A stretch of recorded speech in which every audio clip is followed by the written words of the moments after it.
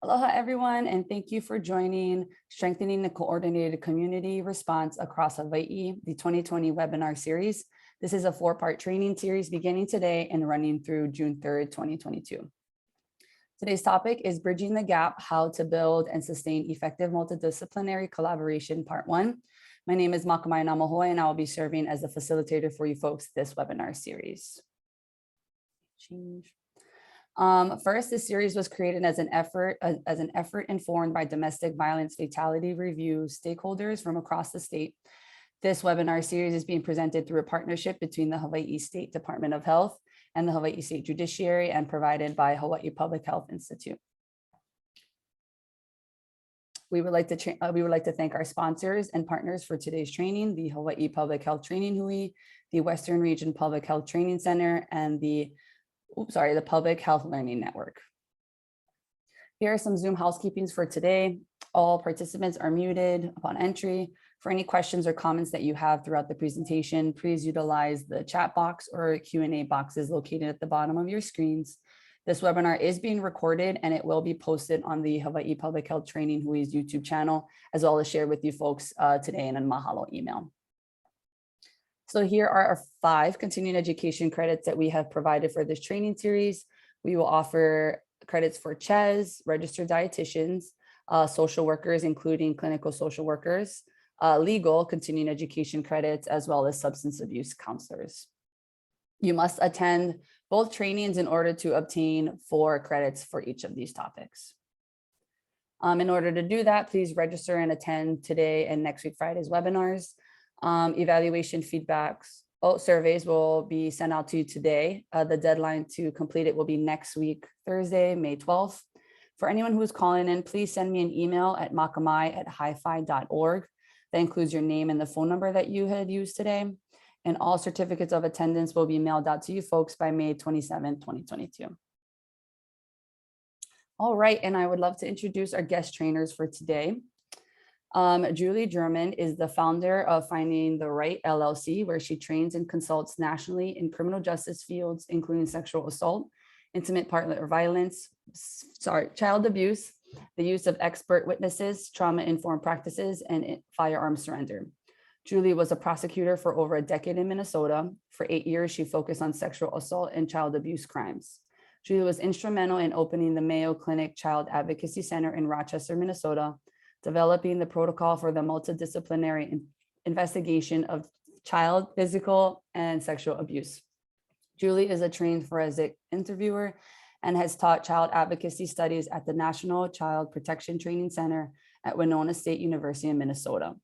She provides best practices reviews and contributes to legislative advancements and policy manuals such as the Sexual Assault Response Toolkit, published by the National Sexual Violence Resource Center. Julie works extensively with the National Center for Domestic Violence and Firearms, assisting communities in implementing protocols for firearm surrender in domestic violence and protection order cases. Julie obtained her JD from Hamline University School of Law and her BS in psychology from the University of Wisconsin. Our next presenter is Erica Olson, who is the owner of Anasa Consulting and is a consultant and subject matter expert specializing in gender-based violence and trauma-informed care and management. Erica draws on 20 years of personal and professional experience in direct services, advocacy, policy, and applied research to advise and support nonprofits, government agencies, and the private sector in advancing their knowledge and practices around interpersonal violence and abuse, gender inequality, and trauma. Erica has been appointed to multiple state and national efforts, including the CDC's Rape Prevention and Education Program and the National Violent Death Reporting System. She is the former director of the New Jersey Domestic Violence Fatality and Near Fatality Review Board and has co-authored curricula, policy, regulations, and legislation, and her work has been published in the peer-reviewed Victims and Violence. So without further ado, I'd like to share it over to Julie and Erica.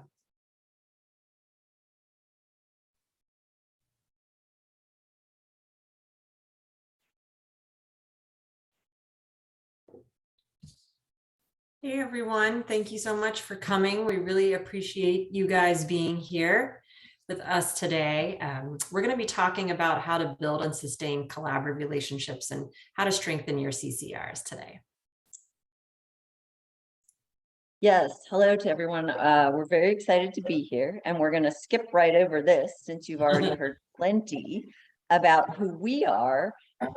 We would like to hear a little bit about who you are, and in an effort to be able to communicate a little easier today, we are going to use Menti to do that. And so Erica can go ahead and tell you a little bit about how to do that, and I will do the magic.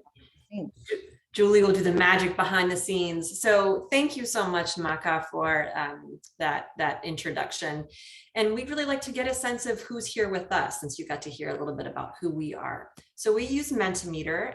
If you have a laptop or if you have a smartphone, what you can do is open up a browser and go to www.menti.com.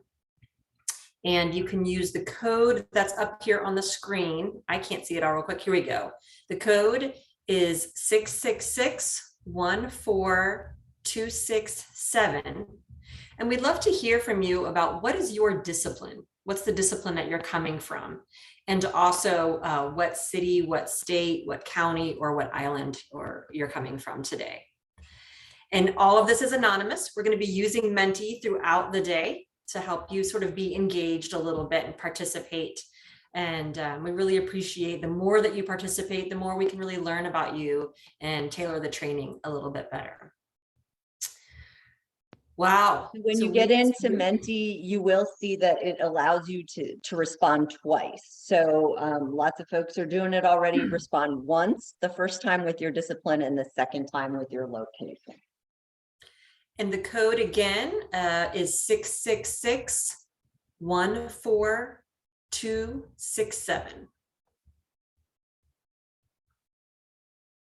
And I will say, I know 666 has some negative connotations to some people, and I didn't pick that number. Menti assigned it to me. So we won't hold it against you today, Julie.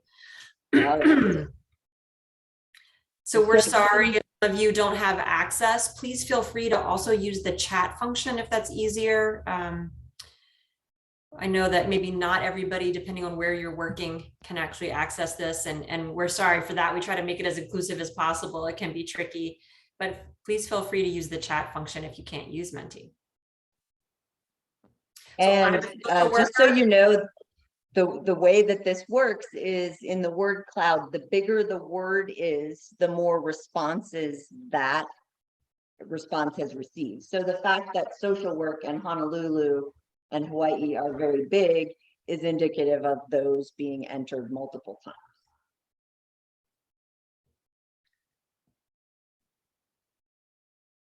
All right, in a chat, we've got a juvenile probation officer. Wonderful, welcome.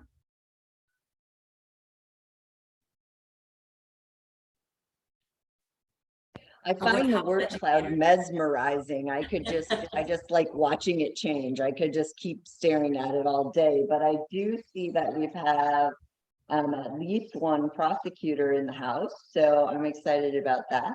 Shout out to the prosecutors. Court advocate from Kauai. Wonderful. Counselor, advocate, that's coming up on the chat. I'm just reading the ones in the chat that aren't populating. Well, this is great. Thank you so much for participating. It's really lovely to get to see sort of who is here and the perspective and frameworks that you're coming from. I think we have one more Menti question. Is that right, Julie? Yes. Let me. We're going to make you guys do a little work today.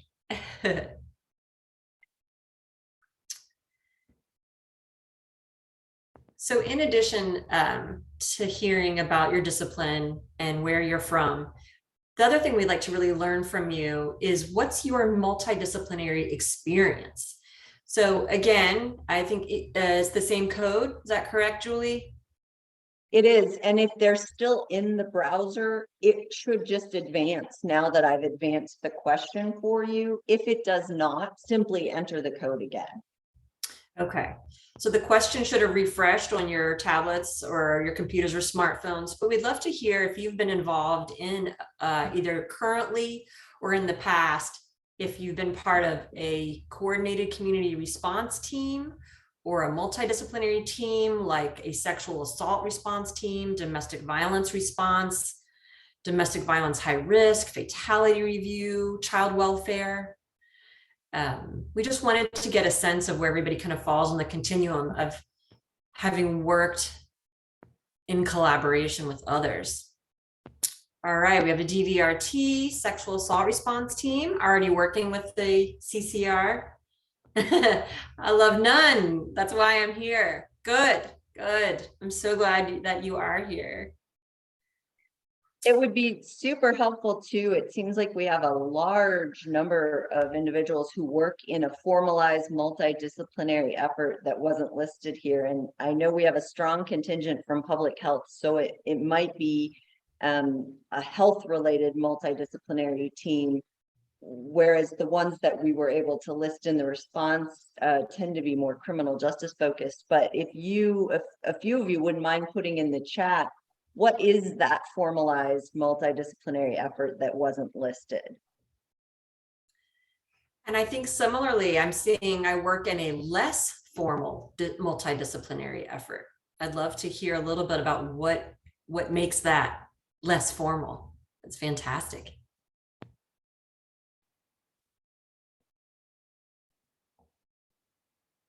Child welfare, juvenile justice.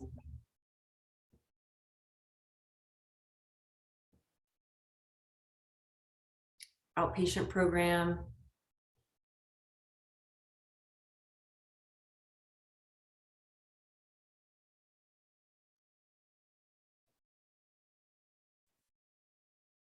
Early intervention, childhood.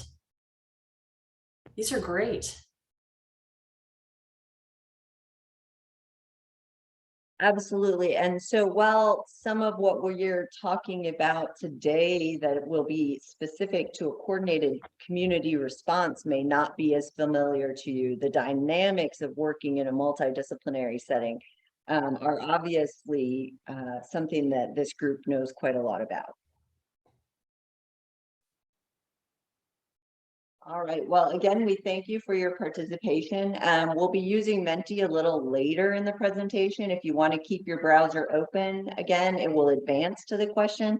You can also close it, hide it, whatever, and put the code in again, and that will work as well. So whatever makes your viewing of the presentation easier, just do that.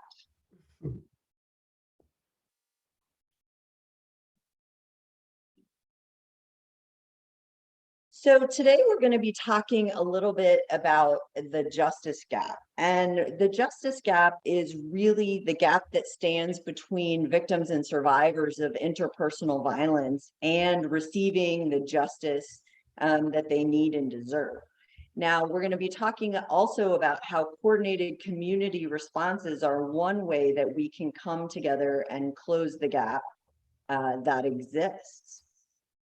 So when we talk about the justice gap in a perfect world, and I do want you all to appreciate this really significant art that was on the screen, this person in line in courthouse. I did that myself, so I do want you to recognize that great art. But in a perfect world, our victim is on the left, and their path to justice being represented by the courthouse here, would just be a nice straight line. And but we know that for most victims of crime, particularly victims of interpersonal crime, that's rarely the case. And so what we find is that standing between our victims and the justice is a gap. And that first gap is about the reporting of crime. We know that 1 in 3 women and 1 in 4 men have experienced some form of physical violence by an intimate partner. And while data on the actual incidence of intimate partner abuse versus how much of that abuse is reported is difficult to obtain, in 2018, for example, there were about 847,000 known instances of intimate partner violence in the United States. Only 45% of those, so less than half, were actually reported to law enforcement. But that gap is not just about the reporting gap, because even when our victims do make that call and make that report to law enforcement, we find that frequently those cases are not investigated or not investigated with the intent and the thoroughness that we would like to see. Of the cases that are investigated, we know that very often an arrest is not made in a domestic violence cases. Sometimes it's because, again, there's not sufficient investigation. Perhaps the perpetrator is gone on arrival. Perhaps law enforcement doesn't take the time to sort out who the primary instigator was, the primary aggressor. So no arrest is made. Even when an arrest is made, frequently a prosecutor will decline to bring charges, or they may later bring charges and later dismiss them, or plead the domestic violence offense down to an offense that doesn't have implications as a domestic violence offense, something like disorderly conduct. And in the cases where a conviction is obtained,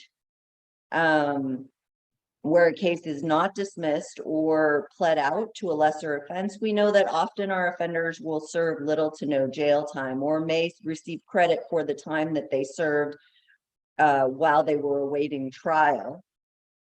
And what we know is that this gap was made significantly better by learning to work as multidisciplinary teams. Some of the earliest teams were sexual assault response teams, followed by domestic violence teams, child abuse investigative teams, and now we're starting to talk about collaborative community responses.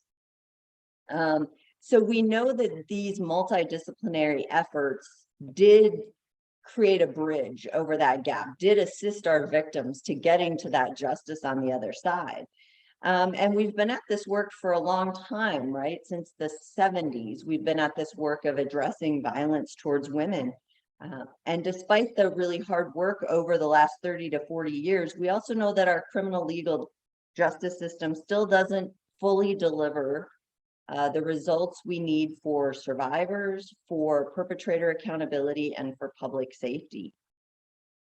And in part, that's because we have learned that, and this is one of my favorite quotes of all time, that individuals can resist injustice, but only in community can we do justice. So multidisciplinary efforts like a coordinated community response really empowers system change to bring about justice. So by forming those collaborative partnerships that do not have to focus only on the criminal justice response, but can focus on other things like long-term care, prevention, equitable access to service, it can also expand the focus beyond serving a specific type of victim to really meet the needs of all victims, including those that might require the most resources and are often most ignored, are most vulnerable, and the cases that are the hardest to address through the criminal justice system. For example, many services have evolved from using like a physical door as a point of entry to access services to include multiple points of entry, the door, the phone, texting, multiple mechanisms for access where we maybe just offered access in English. Previously, we now offer text telephone for deaf or hard of hearing victims. We offer interpreters for other languages. And multiple agencies are now points of access for an individual to get services. You can get services through law enforcement, but maybe also through the medical community or the advocacy community. And we should have given you a content warning, warning being that Julie and I really like bad puns and jokes, as well as analogies. And so you're going to see a little of both during our presentation. But keeping in that spirit of making that bridge over that justice gap for survivors, we know that there's practice-based evidence as well as evidence-based practice. And what research and practice has shown over the last 30 years that Julie was really talking about is that it's really demonstrated that multidisciplinary collaborations, in really kind of whatever form they take, really do produce effective and sustainable results. Here we have as two examples, a domestic violence response team and a sexual assault response team. There are certainly others within child welfare and other areas and different types of victimology. But these two in particular have had a lot of research done over the last several years. And so what we have found is that multidisciplinary or collaborative efforts really do improve safety. They reduce harm and violence. It improves the physical and mental health outcomes for victims and survivors. It promotes the efficient use of resources and services. Multidisciplinary and collaborative efforts also really increase victim participation in the criminal justice process, and they improve arrest and prosecution rates. And so as such, they're really sort of seen as the gold standard of bridging that justice gap for victims and survivors. But there's a little bit of a difference between what we consider to be multidisciplinary teams and coordinated community responses. And if Julie will switch over to the next slide, we'll go over kind of what those are. So when we think about domestic violence and sexual assault response teams, what we also want to think about is how those can be a larger part of our community. And so I wanted to have a definition so that we are all sort of going forward on the same page about what I mean by coordinated community response, which is really a systemic, multi-layered, collaborative approach and response to interpersonal violence. So compared to a more narrow service-oriented MDT, CCR teams are considerably larger. They have a broader purpose. They're going to include additional individuals, professionals, community members, and stakeholders. For me, I was talking with Maka earlier and learning about traditional Hawaiian values, and this really embodies for me the value of La Lima, where many hands are really working together, right? Because not only can they work on service provision, but they can look at bringing to light any gaps in protocols or services, policies. You know, a CCR is really also a place where members of the community can work together with other system and service providers to discuss interpersonal violence and its effects on the community, but then to also equally and really collectively participate in developing services, policies, events, and really creating prevention strategies that are going to boost community awareness and decrease the violence in general. And just a little bit of history, coordinated community response teams really came out of Duluth in the 1980s. I saw someone in the chat earlier who talked about they had some experience with that and with Ellen Pence, and I think that's wonderful. And they were utilized in the beginning really for domestic violence and sexual assault. And so what we've included in your handouts is the coordinated community response wheel. And this model is also based on the Duluth model, but it really just shows, and I think Julie will advance to that next slide, but it really shows how you and your organization or you and your discipline can really be part of that coordinated community response. And what each of those systems, each of those slices of that pie, if you will, of a community can really make a difference. This isn't an exhaustive list, but it's really to give you an idea of the things that you can do as an agency or a system or as an individual. So the important thing about, and often the biggest challenge to a coordinated community response of any kind, is actually just getting started. So Mark Twain is attributed with saying the secret to getting ahead is getting started. And it's true whether you're maybe trying to start a coordinated community response from the very beginning, or I saw responses that some in Maui have already been doing this. Maybe you have gotten off path, or you need to do some fixing or some restarting, or just from this great pandemic, we have been away for so long that we are in this time, this great time of coming back. And so how we get started with our response is what we're going to start with today. And, you know, Mark Twain is great, but if we're going to quote somebody, we're going to quote the boss, right? because we all know that we can't start a fire without I know you're all saying this at home, Got to be a spark. rocking out with some Bruce Springsteen. Come Right? on.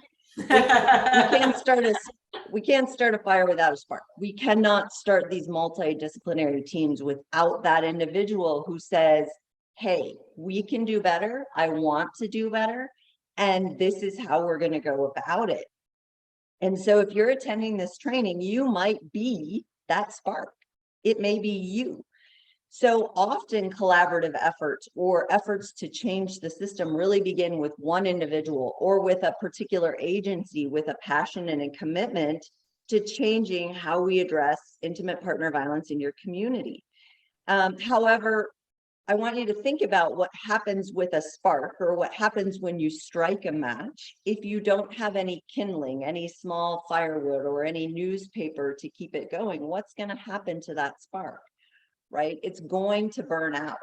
And probably some of you have had that happen one time or another. I know it happened to me as a prosecutor. I would get sent off to training and I would be the only one from my office to go. And I would come back with this really great idea that I heard in training, and I wanted everyone else to be excited as I was, but I was that spark. And without others to feed my enthusiasm, it would just sort of die off, and nothing would become of that training that I wanted to so much to share.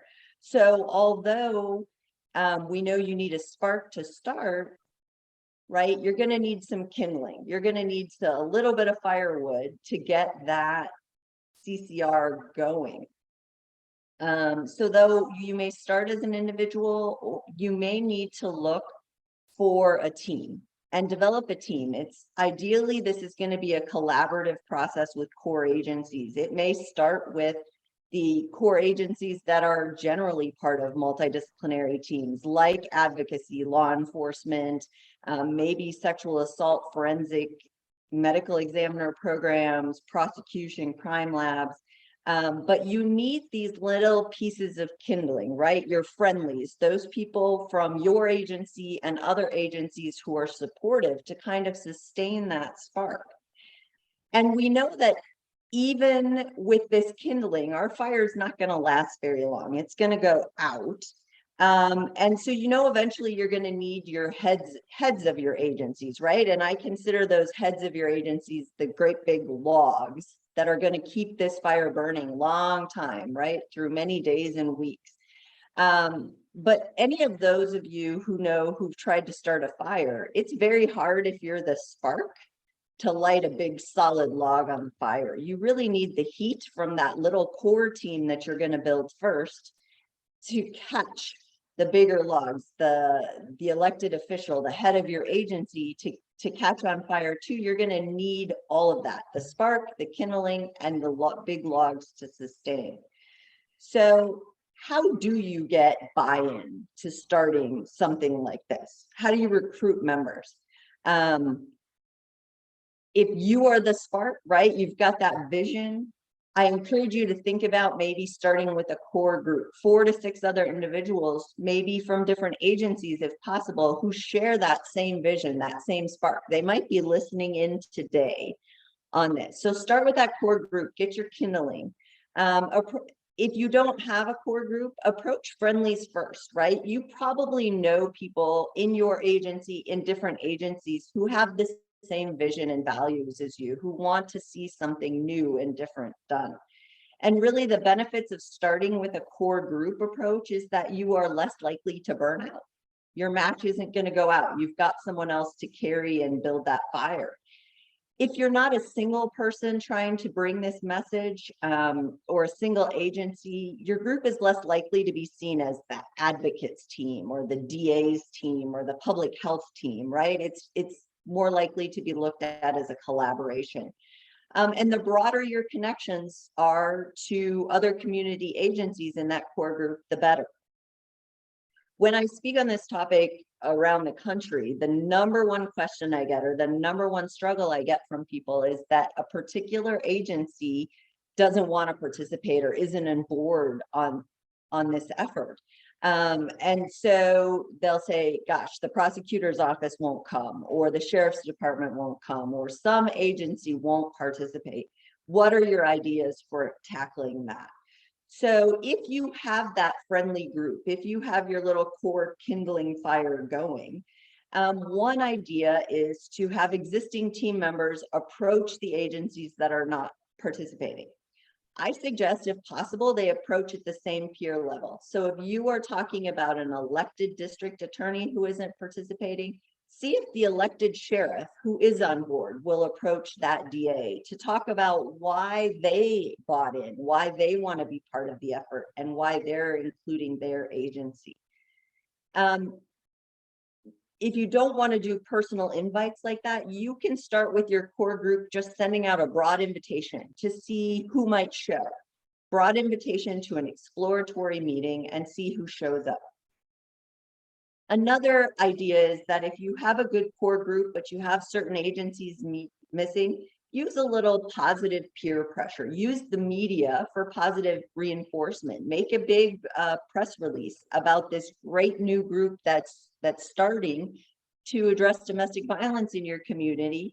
And those who aren't part of that press release may decide, gosh, I'd really like to be part of that. I would like to have some pull in that group. And then finally, another way to do it is to make sure everyone has a position. When I helped start the Child Advocacy Center in Minnesota, the groups that were involved were sort of at odds with each other. It wasn't an easy start to the agency. And we had, frankly, we had too many cooks in the kitchen. We had too many people to be productive.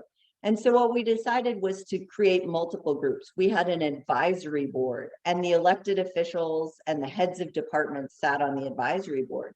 And then we had a working group who were the kind of first line workers, the assistant prosecutors, the advocates who handled cases, who did the day-to-day work of developing the protocol and putting it all together. So think about what will reward and benefit the agency that isn't participating, and figure out how to make that a part of your ask. So when we think about successful collaboration, Julie was just talking really about that initial core group. And many of you have indicated already that you're already part of a coordinated community response or a team that's working in that kind of fashion. And so this isn't necessarily just for beginners, but sometimes with this great return, right? This moment that we're having globally, where we're looking at how we've done things and how we can do things differently. A lot of this in the beginning might sound like the nuts and bolts of just setting up the very first CCR, but in reality, these are a lot of things you can think about to take pause and take stock and think about, how do you want to move going forward or in a new chapter? And so whether we're talking about that small core group that's really getting things off the ground, as well as the larger group that does the work on a coordinated community response, it's collaborative, right? And we know that while all the diversity and inclusivity that makes successful collaborations work, make them effective, make them reach the greatest number of survivors, we also know that it's just messy. You know, being human beings is messy, right? Relationships can get messy.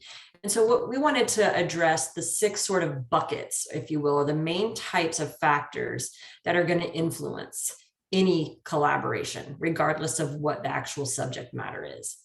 That's going to be your environmental factors. And that means, what kind of environment are you working in? Is it charged? Is it political? Is it socially divisive? Or is it a time of harmony? Is there already support for this particular issue or not? Are there, you know, what kind of environment are you trying to operate in? You want to look at membership characteristics. Who's part of this? Do they have any real power or influence? Are they truly welcomed?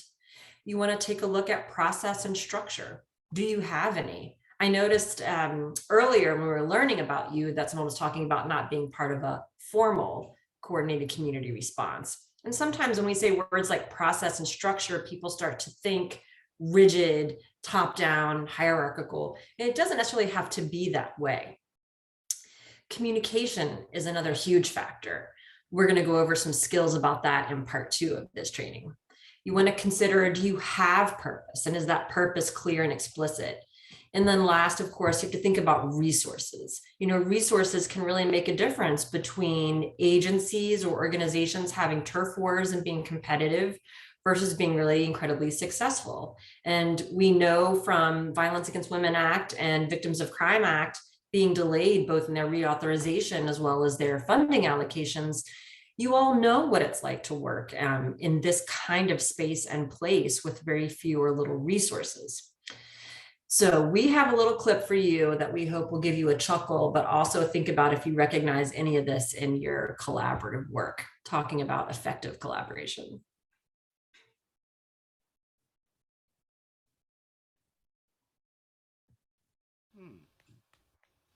The problem appears to be unsolvable. Maybe we could run some computer simulations. There are too many variables. It would take forever. We've got to be missing something. Let's start again. The movie is playing here at 7:20, here at 7:40, here at 8:10, and here at 8:45. All right, these theaters have to be eliminated. Why? They're state-of-the-art, digital projection, 20-channel surround sound. Yes, but they have no icy machines. Despite my aggressive letter writing campaign, I might add.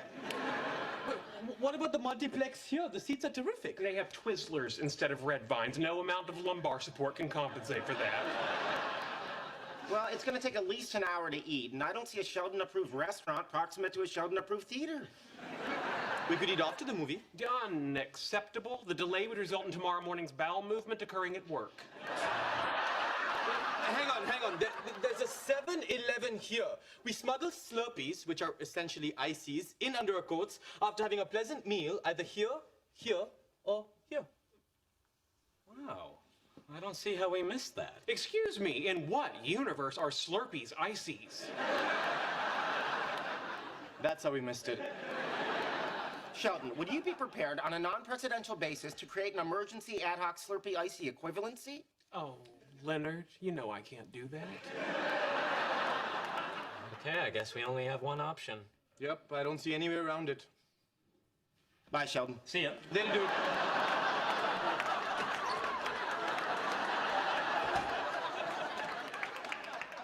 They're right, it was the only option.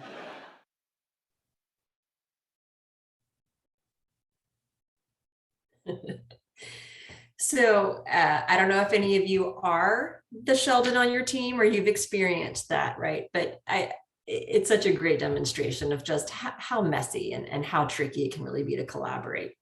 And so how do we fix that, right? How do we build on the positives of the different disciplines, philosophies, mindsets, temperaments? How do we capitalize on that rather than let it destroy our teams? And one way that we can really do it is thinking about this analogy of a bridge. So think about building or repairing or strengthening your coordinated community response as you would a bridge. Because bridges, they're thought to be these just strong, immovable objects. But in reality, bridges are actually very dynamic. They have to be designed for variable conditions and stressors like weight loads, traffic patterns, natural issues like natural stressors like earthquakes, fires, hurricanes.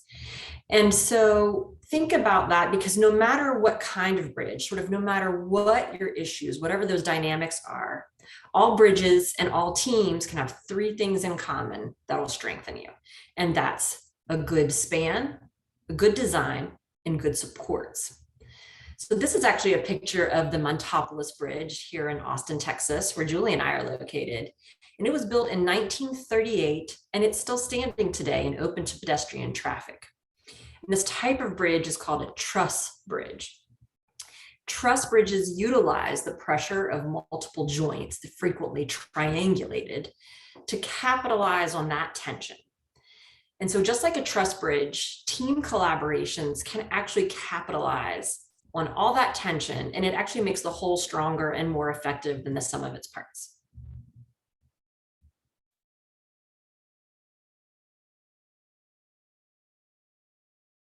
So as Erica mentioned, we like analogies, and for working on and building a CCR as you can tell, our analogy is going to be bridges. And when you think about building your collaborative community response like you would build a bridge, there are three necessary components that we want you to consider: span, design, and supports. Span really is thinking about the distance that you're trying to cover with your bridge. Or in this case, what is the justice gap in your community that you're trying to cover over with your coordinated community response? What is the design? What kind of bridge are you going to try and build? How will you design it to withstand the differences of opinion and conflicts or changes in leadership and staff that come with working in this particular field? And then finally, supports. What kind of supports are possibly already in your community to support victims and survivors?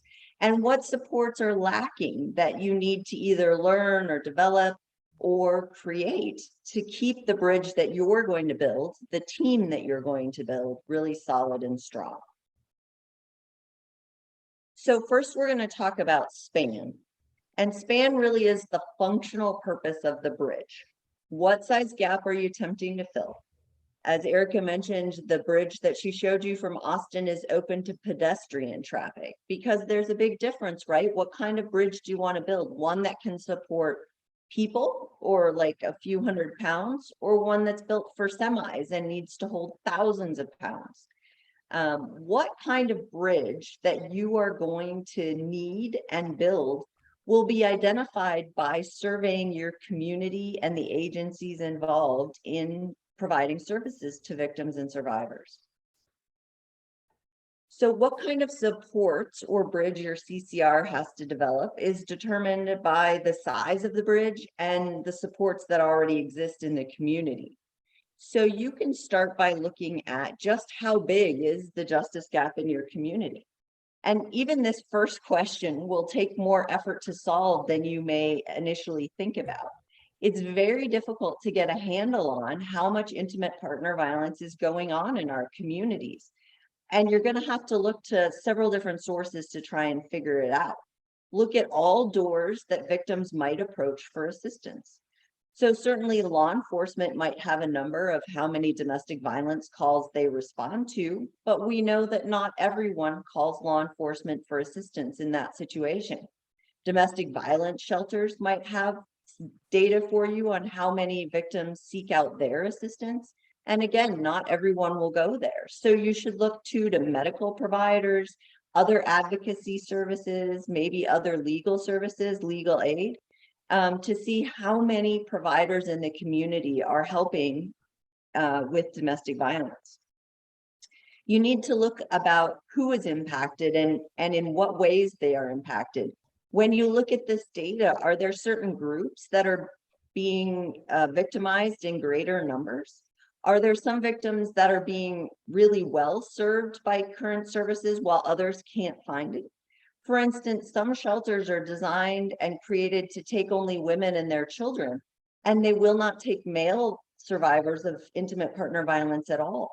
And how about LGBTQ survivors or transgendered victims? Are they receiving services from in the community? Then we're going to look to the terrain. With terrain, we want to know about what are the elements that we're building on around us that could corrode our bridge. For instance, if we're building our bridge over or in water, we're probably not going to build it out of wood. In the same way, are there corrosive elements in your community that you need to be aware of and address as you figure out your span and design for your bridge? Next, you're going to want to think about who is needed to cover the span.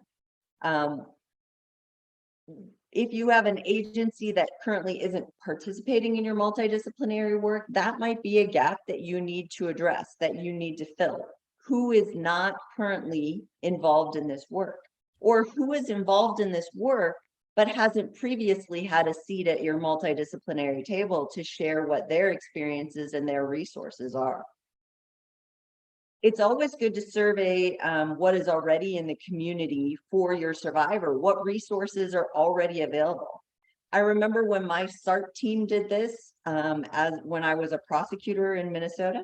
And I had been a prosecutor in Minnesota for many years, and I had lived there close to 20 years. And I was shocked to learn that there were resources available to sexual assault survivors in my community that I knew nothing about. I knew nothing about. So you can bet that as a prosecutor, I wasn't offering that particular service to the victims who came to see me because I didn't even know it existed. So you might be surprised to find what's out there already. And it will certainly advise you on what resources are lacking or what resources are still needed. So doing community agency surveys, could be as simple as developing the survey and sending it out. You want to take stock of your community and look and see, where do victims go for help in our community? We know law enforcement is one avenue, but it's not the only avenue that victims turn to for help. Who are the responsible agencies and individuals? And we want to know how they do their work and why they do it in that way. Who in the community is working well together already? I know that as Erica mentioned, you indicated that there's a lot of informal multidisciplinary work. So who's already working well together and who's not? What's needed and where are the gaps? You really cannot skip this step. To fully understand the gap in your community, you need to have all of this data to begin with. One way that you can think about this, and this is a great map from Praxis International that allows you to think about services or agencies that you may not have considered being a part of your survivor's experience. So we have a woman who is a survivor and her children in the middle of this map, and it really represents the possible impacts and contacts a victim of domestic violence might have in reporting her abuse. If you follow the red path, that really represents the typical law enforcement response to domestic violence. Agencies that might need to be surveyed when you follow the red path include 911 dispatch, law enforcement. Depending on where you live, that could be one or several agencies: city police, sheriff, federal law enforcement agencies, the prosecutor's office, the criminal judicial system, and probation. Those are all at least 5 different systems that would touch a victim of domestic violence just in the criminal justice system alone. But then if you look at the blue on the right-hand side, that's the systems that get involved if the situation involves child protection. There you would have child protection investigators, child protection attorneys, probably another different branch of the judicial system, judges who deal with child protection matters, possibly therapists and custody evaluators. So if that system gets involved, you can see you have another 5 to 6 agencies that should be part of your surveys to find out how they address domestic violence. The purple system on this map represents if this survivor would happen to file for divorce.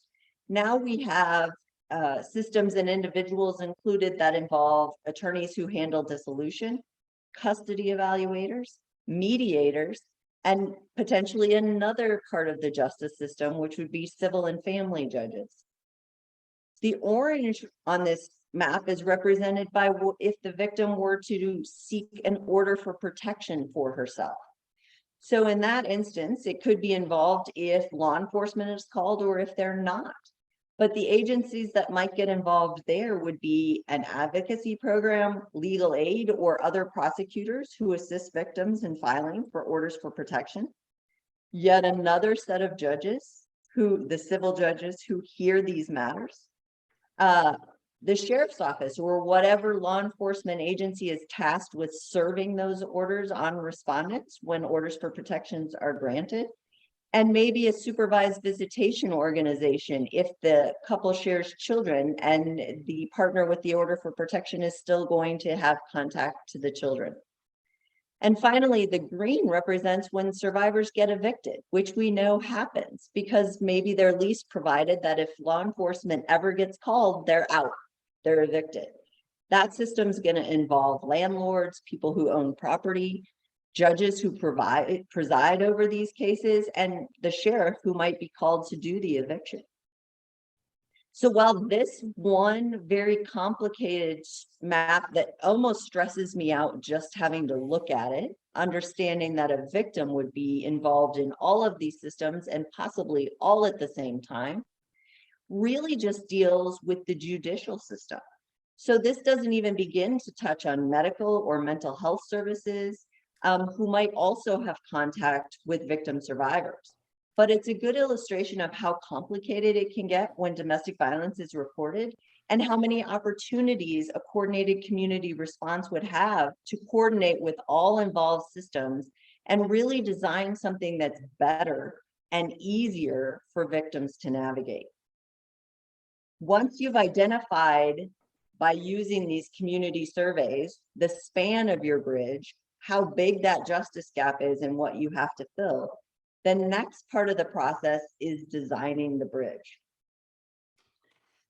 And I think that chart, as well as Julie just demonstrated, even getting a sense of the terrain, right, and the span of ensuring that we are getting justice and safety and support to survivors, whatever that may look like, whether that is in or outside a criminal justice system, it's immense and it's complicated, right? It can involve housing, child welfare, poverty or human services, civil and criminal justice, substance abuse, so many others. And I think you all are sort of getting a sense of the real distinction and the real importance between a multidisciplinary team focused on one type of service provision and this broader coordinated community response. And so the second thing that you really need to think about, again, whether you are building from scratch or whether you're repairing or rebuilding your own CCR, is the second component, which is the design component. In the world of architecture, there are lots of types of bridges, and they're designed uniquely for their span and their purpose and their terrain. There are arch bridges, beams, suspension bridges, and that truss bridge that we saw earlier from Austin. And so I think what's really critical is that first, we have to recognize the complexity for victims seeking safety and help from systems in the community. And we really need to acknowledge that interagency, intersystem coordination is really fundamental. And Julie's going to go into that a little bit with the next slide. So the interagency coordination is at the very heart of a CCR, and it really has to be core to its design. Coordination of those in the community who come into contact with domestic violence significantly increases victim safety and batterer accountability. It's recognizing that each agency may encounter victims at different points and in different settings. So each has the opportunity that the others may not to help victims locate the resources that they need.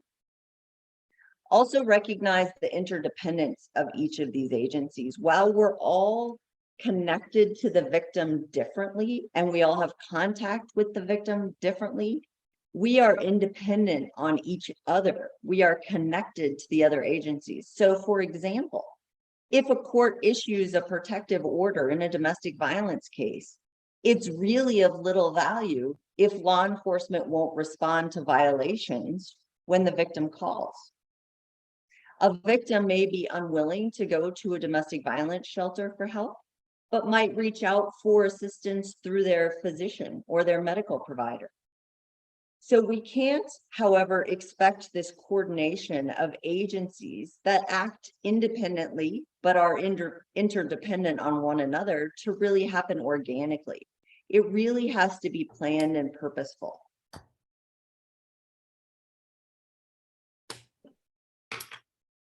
And one point that I kind of want to make too is that, as Julie was saying, we're going to frequently use the language of the formal, right? Agencies, systems, things like that. But I definitely, as I was looking at Julie's beautiful wheel that she had designed, faith-based communities, cultural centers, schools, education, there are these multiple endpoints, and each of you at first may not think about, well, why would I be involved in domestic violence or sexual assault in my community? But there are so many ways that you really can be part of that safety, support, and healing. And so we want to make sure that although we might be using certain language like agencies, we are speaking to each and every person here who's got a component to play within these families and these survivors' lives.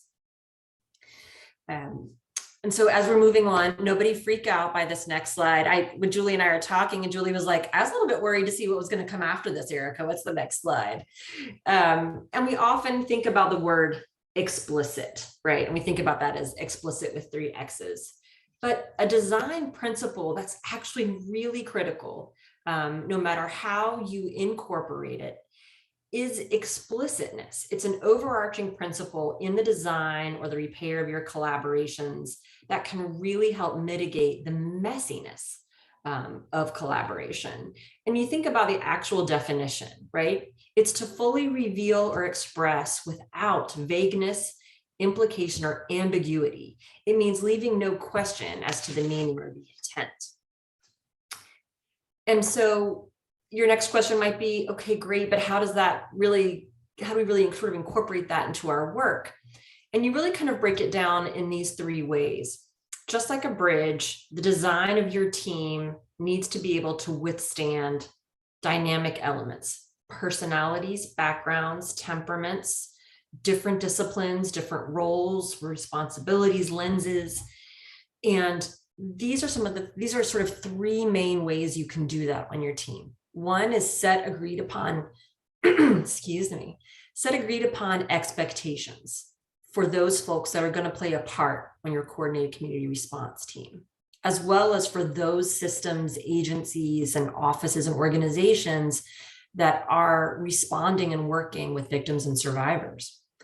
Another way is to really explicitly define roles and responsibilities, both in that core team that's really maybe getting this started or that's leading the efforts like Julie talked about earlier, or the broader coordinated coalition of partners and agencies. And then third is clarity and specificity.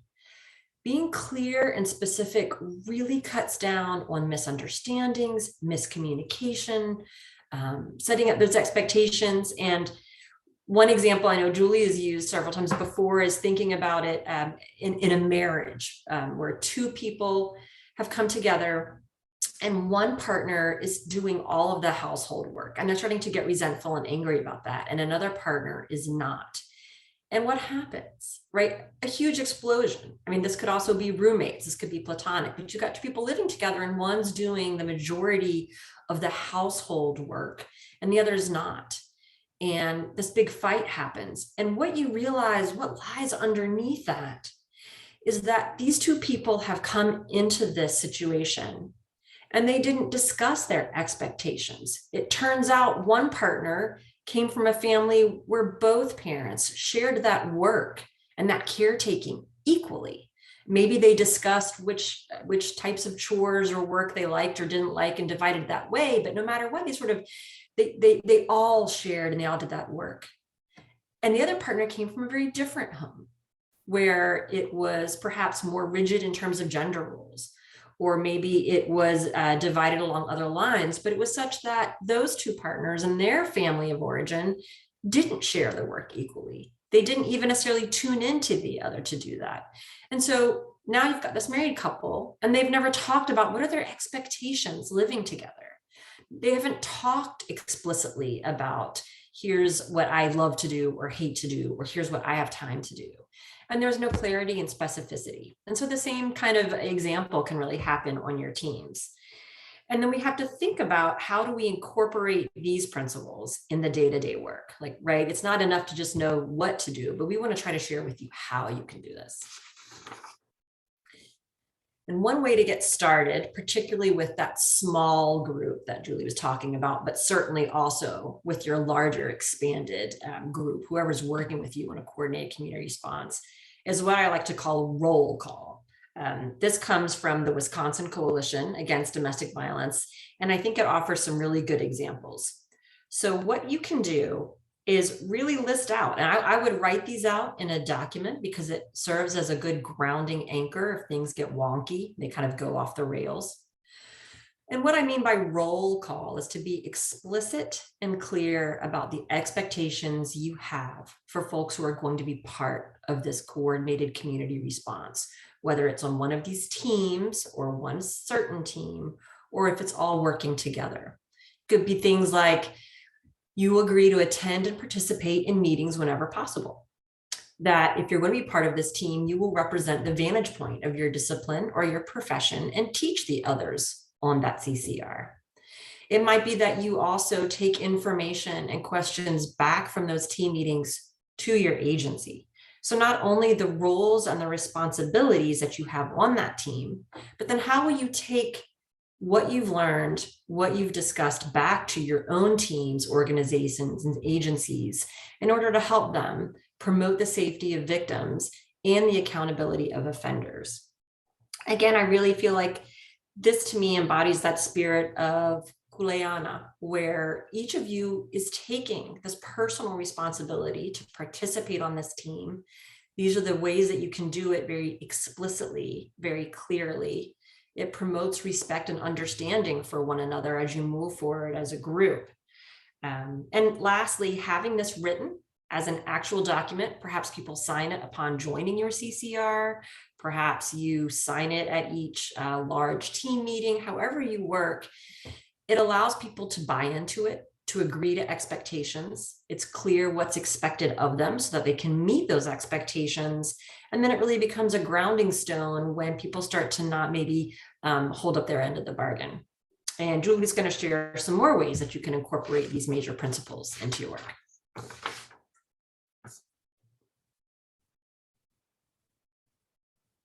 To go back to the analogy of building a bridge or anything else complicated, no one would really undertake that sort of complicated construction project without a set of blueprints to guide them in their building of that bridge. So in the same way, a coordinated community response really needs to be operationalized or formalized. And, you know, sometimes I think, especially in smaller communities, I saw this in Minnesota, in the rural parts of Minnesota, people have worked together in a very informal way, and it's worked for a long time. And they may feel like they don't really need to formalize it because everything's working so well. However, when the group changes, or members leave, or take a new job, or retire, that individual who really held all the institutional knowledge for that team, very often the collaborative efforts fall apart. And I noted from the comments that Lee even said the collaborative team, the coordinated community response that they've been a part of, no longer exists, right? And that's really what can happen when we don't formalize or operationalize what we're doing in a way to memorialize it for the future. So let's talk first about policies and protocols. It's important to have a protocol for how are you going to invite new members? How is that going to happen? And when you do invite a new member and they decide to join you, what is going to be the protocol for orienting new members?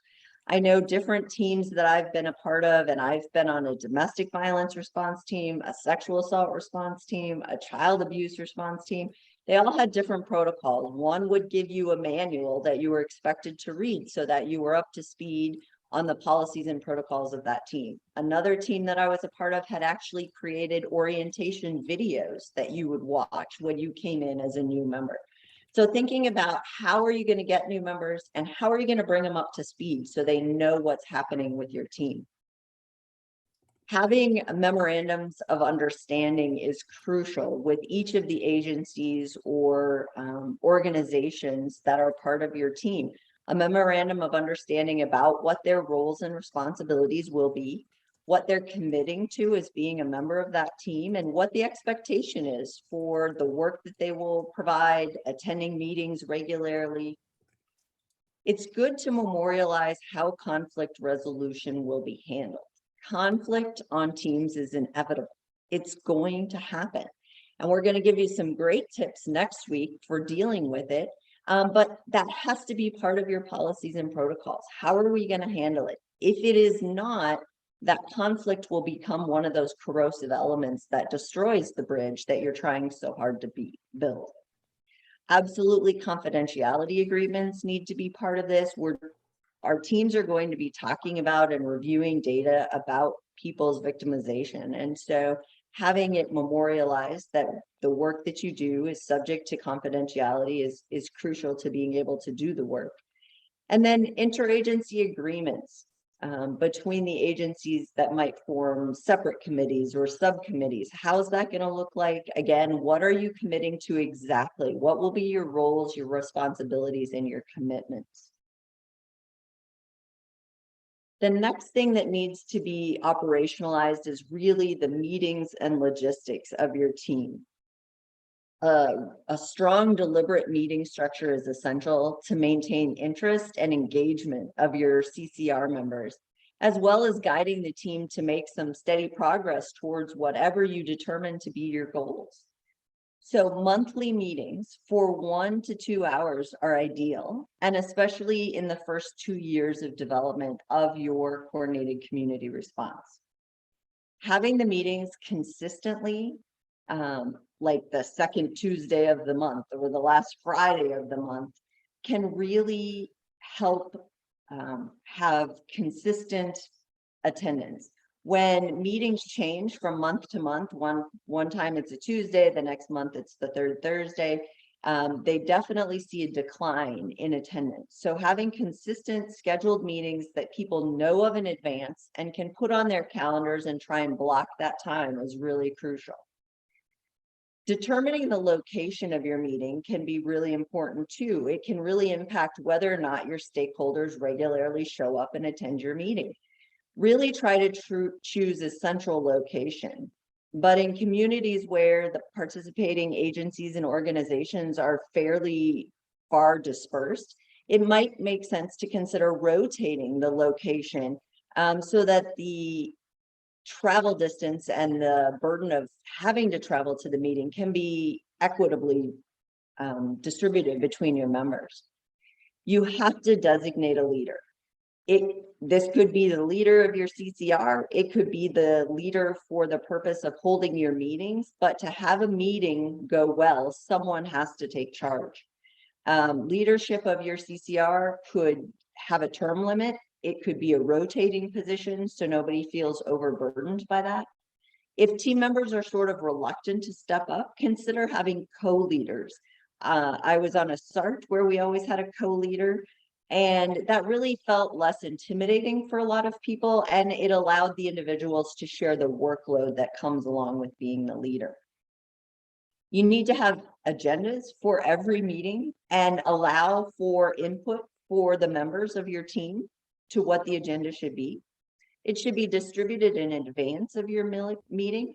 And you really need to know your group when you have your agenda. So if you have a super chatty, fun-loving group that likes to talk about their weeks, build that time into your agenda so that they can do that, but then know when the cutoff time is for the chat so that you can get down to work.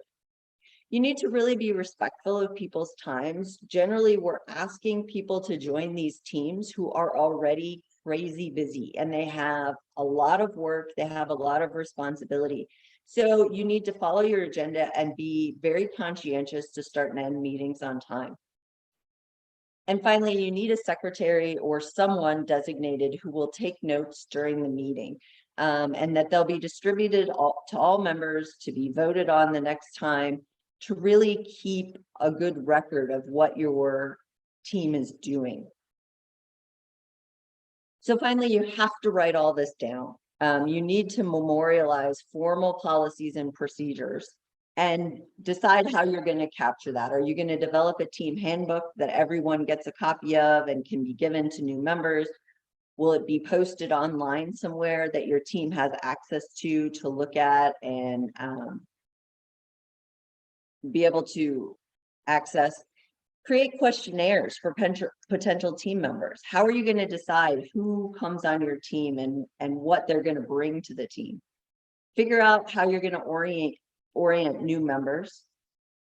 Talk about having your mission or purpose posted somewhere. And even if you use a meeting space that isn't really yours, you could bring in a poster to post each meeting on that mission and purpose. I know in a child abuse team that I was part of that would often kind of go off the rails with dissension and conflict, we had a mission and purpose to keep the child at the center of everything we did, and how grounding it was to have that visibly available to us when we would get a little bit at each other's throats, to be able to go back and say, is what's happening here keeping the child at the center of our mission?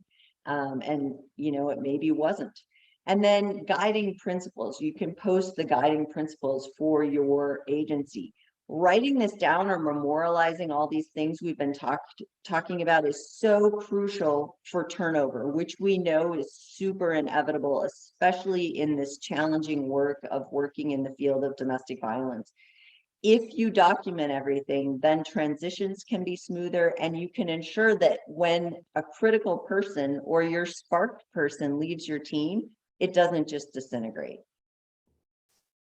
Finally, I just wanted to say one additional point about memorandums of understanding. And I indicated that this has to be part of your formalized nature of your team. First of all, it's a good way to get the buy-in of the brass, so to speak, or your elected official or the head of your agency, is to get them to sign an MOU.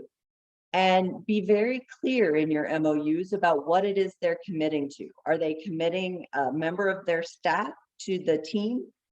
What does that look like in terms of hours of commitment? What is the partnership or the agreed upon agency between agencies? And be specific about that, right? That someone is committing a member of their team to actively participate in the CCR, to attend meetings regularly, to commit to subcommittees. Whatever it is you think your team needs, you need that in the MOU, because that's a good way to ensure clarity. Like we talked about, that we all go into these things with reasonable, clear expectations of what we are going to be expected to do. But also it gives you something to fall back on.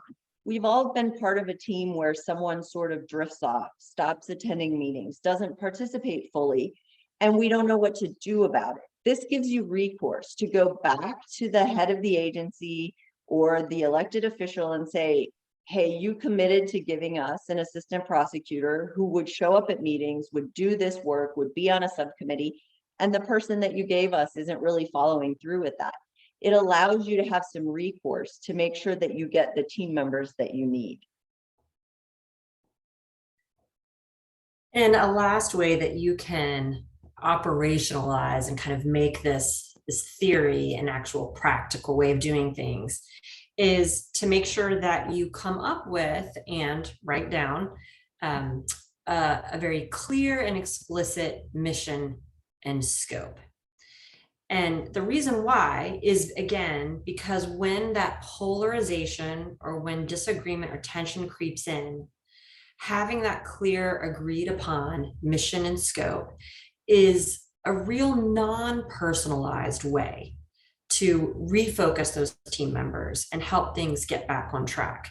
And I think that this is really critical, because when we think about the intersectionality of interpersonal violence, whether that's domestic violence, sexual assault, child abuse, human trafficking, we know that so many things intersect with that, right? I'm thinking just off the top of my head, racism, colonialism, misogyny.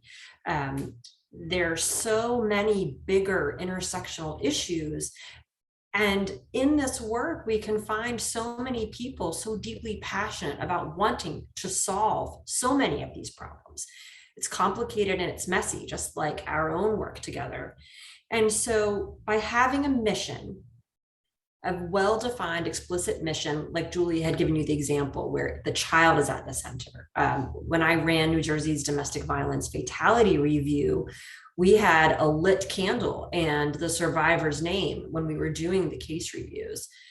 But having both ritual as well as written down, defined mission and the scope of how you're going to do something can really ground your work. And when things either get heated or personal, it's a great way to draw them back and just say, you know what, I hear you. I would love to do that work too. I'm just trying to think, does that really fall within our mission? Or, I hear what you're saying and you really want to do things that way. I'm just trying to figure out, is that within our scope or is that past our scope? And that's a way to help resolve some of those types of conflicts. But how do you know if you have a good mission, right? How do you know if you have a really good mission statement or you've defined your scope well? I thought I might get in trouble for this title here because Julie, as a prosecutor, would object to leading questions in court, but I get to give you guys leading questions today. And here are some ways that you can ask yourself, does your current mission statement, is it good enough? Can it really help out your team, or do you need to maybe do some repairs and change it a little bit? So ask yourself, does your mission statement or does the mission of the CCR clearly identify the who, what, how, and why you serve? Another question to ask yourself is the mission broad enough that all agencies or representatives on the team can see how they can contribute to this issue? This is meant to be real inclusivity and real equity and power on a CCR team, because it can get very hierarchical, it can get very patriarchal very quickly. And so does your mission invite, can people really see their role or how they can contribute to that ultimate mission and scope? And then lastly, is the mission something that would rarely change? Because again, like a bridge, it has to be solid and stable enough to get that survivor to a place of safety, support, and well-being. But at the same time, is it flexible just enough? But you don't want something that's going to just sway in the wind with whatever's currently popular or trending. So your mission should be something that is flexible enough that it can grow as times change and as your committee and your work grows and as we learn more and grow more. But at the same time, it should really be something that is fundamental and isn't just going to shift with the wind. And last, if you have any other questions, if you either want to redo your mission statement or if you don't have one and you want to get a little bit more operationalized, we gave you I believe handouts that were sent out by MACA. We've got some sample mission statements, and they might sort of spark your curiosity and your imagination and guide you a little bit into writing one that fits your team a little bit better. Oops, sorry. And to kind of encourage you in the formalization or the I can't even say that word today, in the formalization of your team, is this quote from James Clear. And maybe some of you have heard about James Clear. He wrote a book called Atomic Habits. Some of you have maybe read it. But he has said in that book, you do not rise to the level of your goals. You fall to the level of your systems. And so while we tell you how important it is to have that goal or that guiding mission statement and scope to guide you, it is equally or more important to have the systems that will help you attain that goal. So for instance, he will talk about it just very simplistically in a personal goal, right? You might have a goal to lose 20 pounds. But if you don't put into place any system to exercise and change the way you eat, that goal is never going to be attainable. You're never going to rise to the level of that goal without the system that you need. So in the same way, if our goal is to some way impact victims and survivors of domestic violence or to reduce violence in our communities, those are great and lofty goals. But if we don't put into place the systems that we need to achieve those goals, we're never going to rise to that level. So that's just your little bit of encouragement, or a good way. I think I have this quote in my house because I love it so much. You're never going to rise to the level of your goals. You fall to the level of your system. To remind me about developing good systems for whatever the habit I'm trying to develop it is, whether I'm trying to change the system and improve violence in my community, or whether I'm just trying to stop snacking at 9 o'clock at night, right? I have to have a system in place. And I think this really brings us to design challenges, right? I think everyone attending here today knows how challenging it is to work on such complex issues. I think you all are very familiar with the typical challenges that that are involved in collaborative work or in multidisciplinary work. And so if I can ask Julie to move to the next slide, when we think about the traditional challenges in general, right, to multidisciplinary efforts or coordinated community efforts, or frankly, just collaboration, even inside your own office, this is what we have heard from so many folks as we've been training and working in this work. And I think back to the 6 factors that affect collaboration. If you remember those 6 buckets, right? Multidisciplinary responses are extraordinarily complex interventions, and they rely on relationships between staff and between systems and providers and caretakers and community members. It's incredibly reliant on the attitudes. What's your approach? What's your lens? How does law enforcement come at the issue versus advocacy? Or how do people who work in domestic violence approach family violence versus folks in the child welfare system?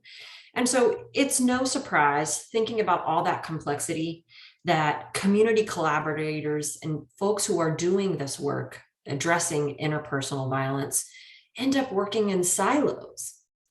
And sometimes they work under different mandates and responsibilities. And then sadly, they often end up working sort of against each other. They can end up working at cross purposes.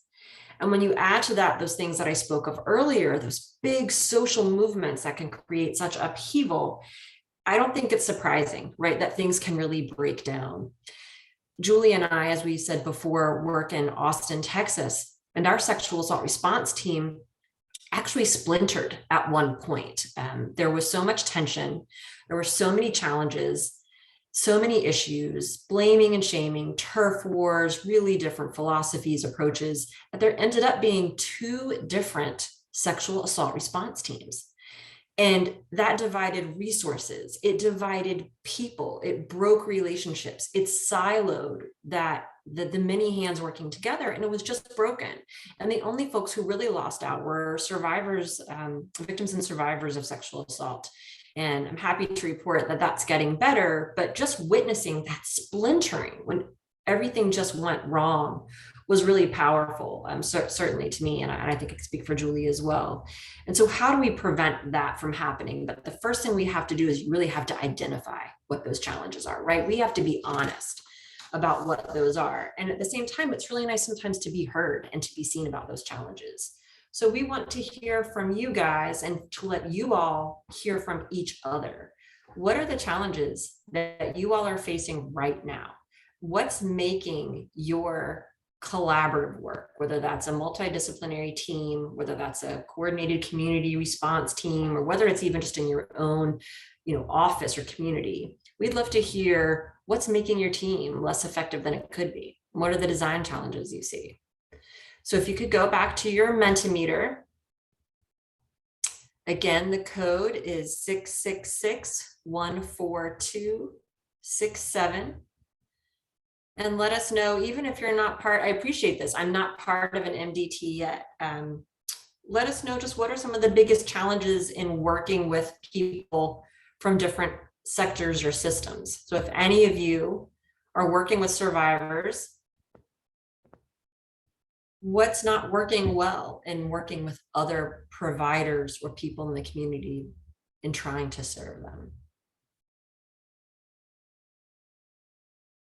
So I'm seeing some themes around communication, having common understanding, a lack of communication, and that's definitely something Eric and I talk about a lot. As Brene Brown likes to say, clear is kind. Having clear communication is so important.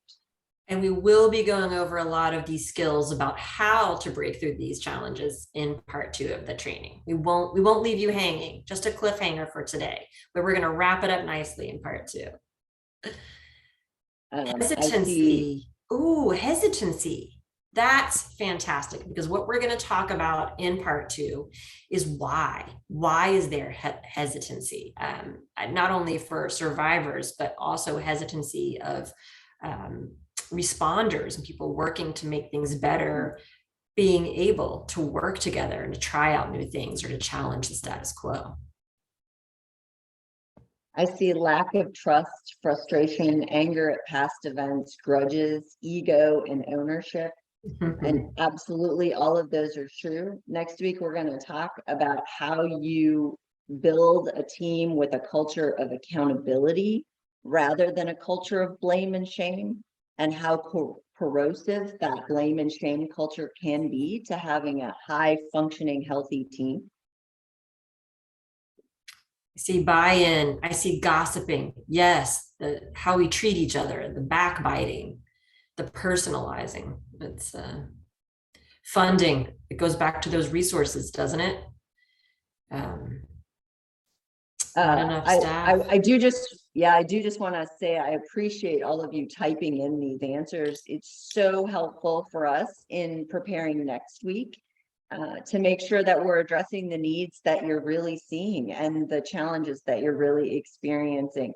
And seeing burnout, I saw one that earlier that mentioned the challenges of distances and COVID protocols have brought to working in teams. And I think there are a lot of great minds out there talking about this time being our great return, the great return to working in person. And what being distant has taught us, that there are some things that work really well. Like we can train you in Hawaii from Texas, and the benefits of Zoom and this not face-to-face thing. But one of the things that they have found that doesn't work really well is the kind of trust building that you need to work effectively in a team is the kind of thing that can only be done face-to-face. So talking about how your team can meet face-to-face and safely in light of the pandemic is important. These are wonderful. So I think you guys are, and hopefully some of you at least are seeing these and going, oh, thank goodness I'm not alone in this. You know, there's misery loves company sometimes, but I think as you can see, a lot of you are struggling both with things unique to your communities or your agencies or your discipline. And at the same time, you're not alone. And I hope you do see some familiarity and take some comfort that so many of you are really experiencing these challenges and they're very real. I just wanted to comment on the screen right now is misunderstanding of agency roles and capabilities. And we're actually going to give you an exercise to use with your either existing teams or teams that you choose to start to address that exact thing, because that misunderstanding alone can build mistrust, can build, blaming and shaming. And addressing that is a huge part of moving forward in your team. Oh, power challenges. That's one of my favorites. I absolutely. And that's where having that mission and scope can really help, because when you start to make victims or survivors or clients or whatever terminology you're using in your particular work and a coordinated community response, making them the center and bringing everyone back to that expectation, that center, having these written things, these maps, these things maybe in a handbook, these things that they have to sign. These small cues might seem simplistic, but compiled and over time, you signal again and again and again that this is not about you or your ego. We're going to go into this a little bit. I had an experience with politicizing members of the domestic violence fatality review team in New Jersey. And that's just critical. And so while some of the things we talked about today might seem simplistic, truly taken together, they really can have a real impact on who is in your team, how they act on your team, and really working for the good of survivors. Okay. Right. Thank you guys so much for being vulnerable and being willing to be honest about what you're facing.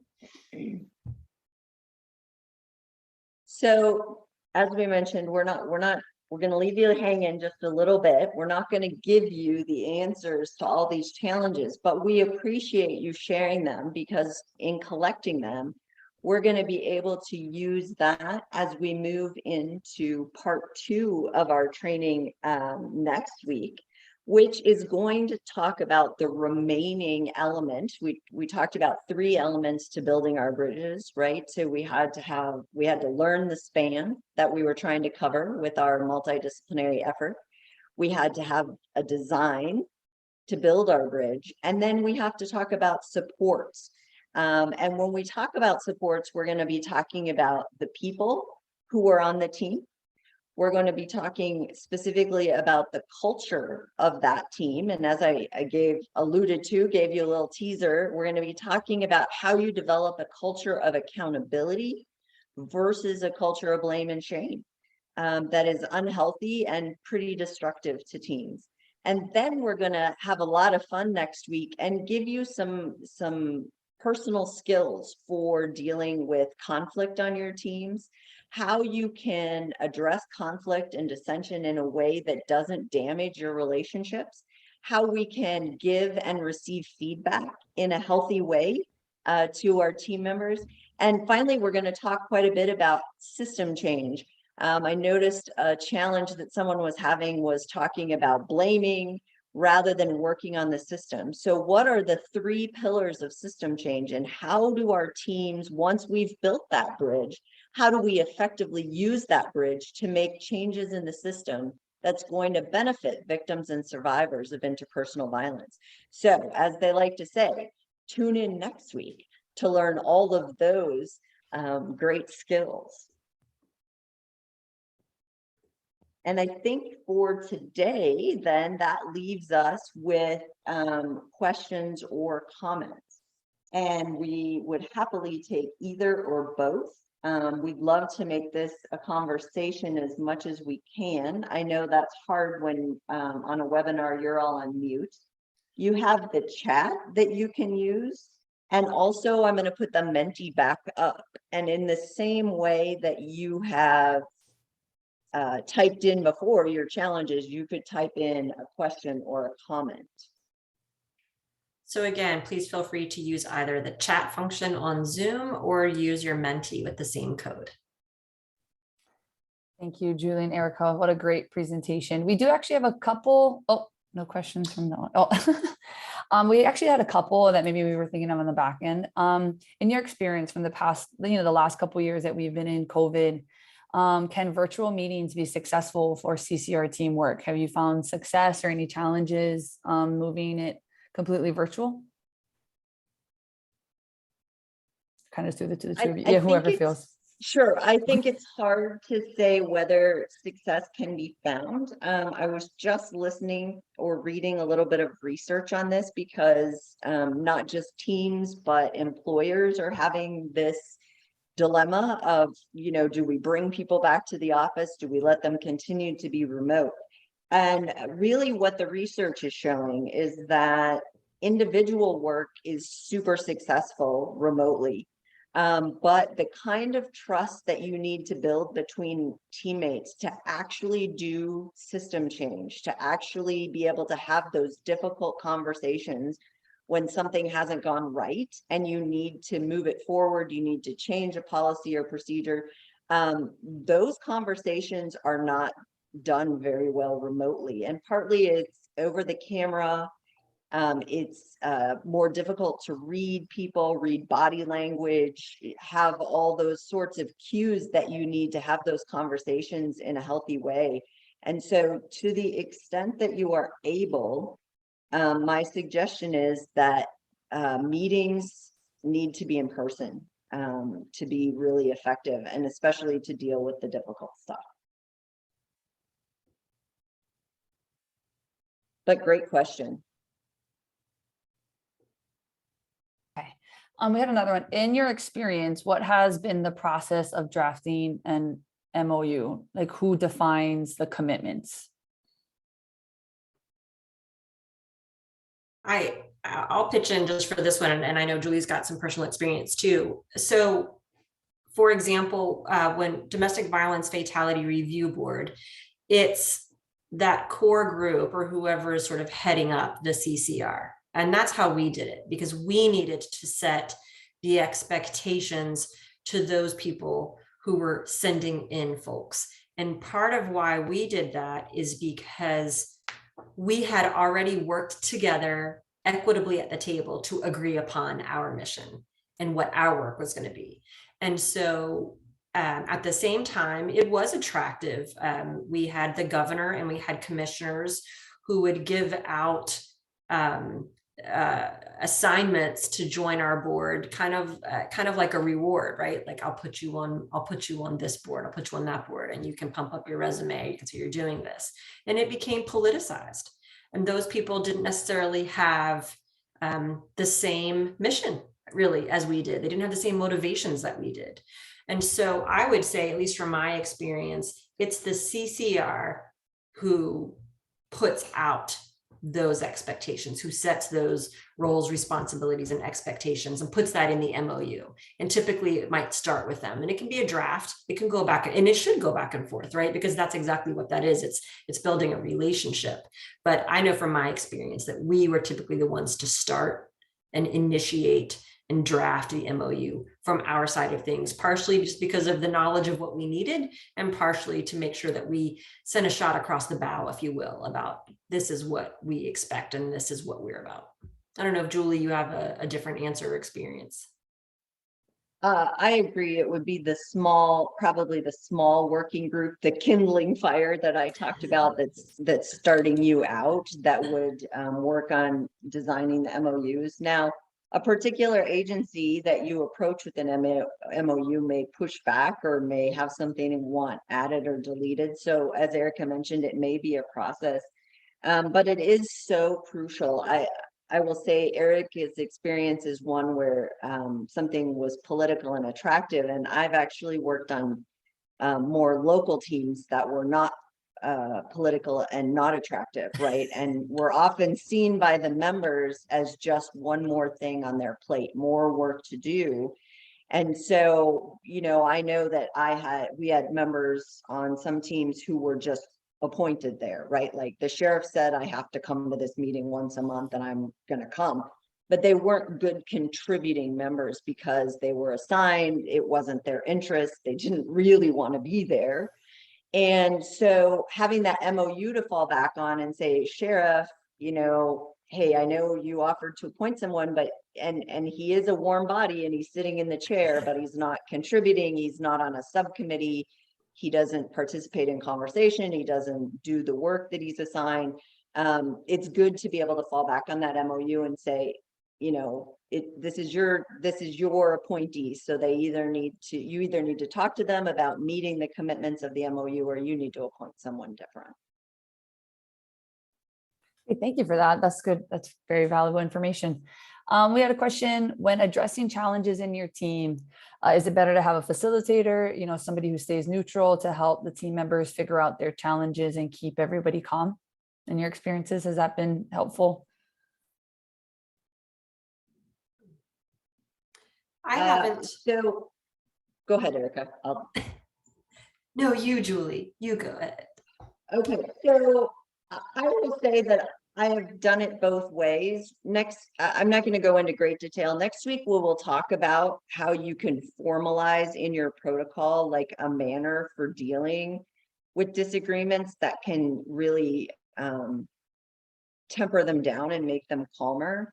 But I will say that if your team is really in trouble, really not functioning well, that a facilitator can be huge. So when I was part of starting the Children's Advocacy Center in Minnesota, that came out of some really bad outcomes in some child abuse cases. And we were really in a blame and shame cycle there. Everyone was pointing fingers, law enforcement said child protection wasn't doing what they were supposed to do. Child protection said law enforcement wasn't. Nobody liked me as the prosecutor, right? So we all went round and round. And so we started trying to work together in a multidisciplinary way. Before we'd even built our formal child abuse center, we were trying to handle things in a multidisciplinary way, and it was not going well. We went to Huntsville, Alabama, which is the home of children's advocacy centers. It's where they began. And we went into a week-long intensive training, our team did, with representatives from all the disciplines, where we had a facilitator who helped us work through challenges. Some of the exercises that we'll give you next week came out of that facilitated training. And I can tell you that we walked away from that week with a much healthier, better functioning team. So I think it depends on where you're at on the spectrum. If you're really in trouble, if you're really nobody's functioning well, a facilitator might be the way to move through that.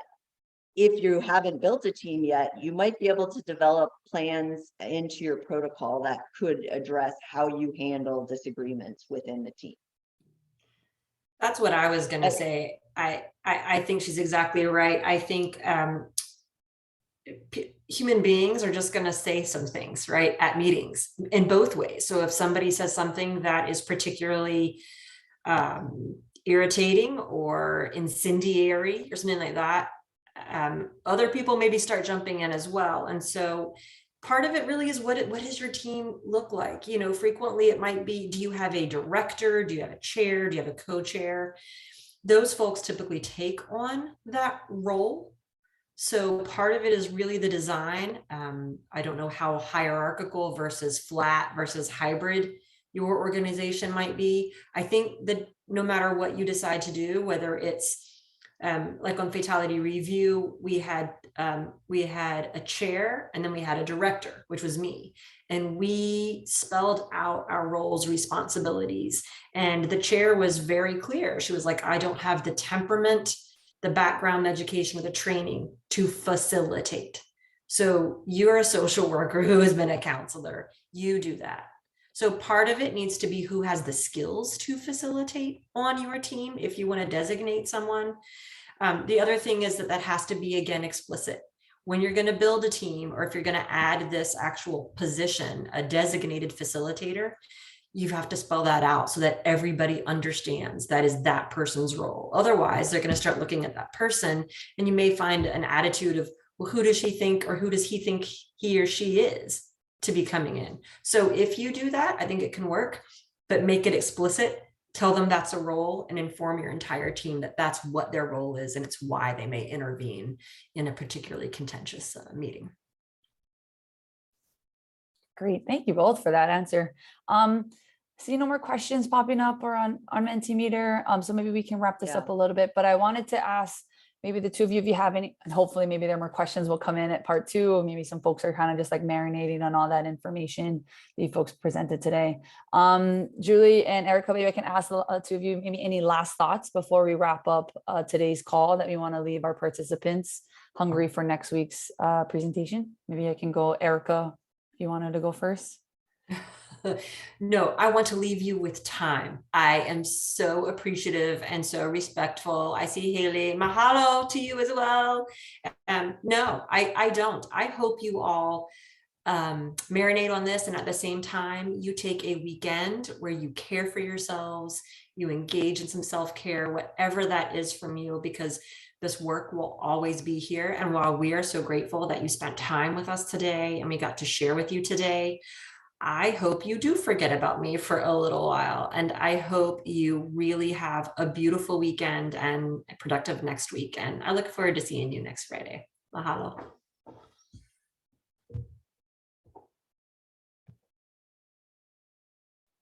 All right. And I don't know that I can follow Erica. That was so great. But I will say that next week's even better from my perspective. It's a lot of fun. And I think the feedback that we've gotten from the part 2 is that people learn a lot of skills for communication and conflict management that's helpful, not just in their work life, but in their personal life. So I really do hope that you all come back next week, and we look forward to seeing you then. Hey, thank you both. Thank you. I just want to thank the two of you for being our guest speakers today. Thank you to all the participants that were joining us today on Zoom, and to the team behind the scenes to help today's training run so smoothly. Just as a reminder, folks, I will be sending a Mahalo email later on shortly after this call, we wrap it up. That will have the link to the evaluation survey. Please complete that by no later than next week, Thursday, if you would like to obtain credits for attending today's training. We did record this and it will be posted on the Hawaii Public Health Training Hui's YouTube channel. And that link will be shared with you folks in the Mahalo email. Happy Mother's Day, early Mother's Day to all those who are celebrating and Grown Up Adults Day. And we look forward to seeing you all next week, Friday. Aloha, happy Aloha Friday, everybody. Mahalo.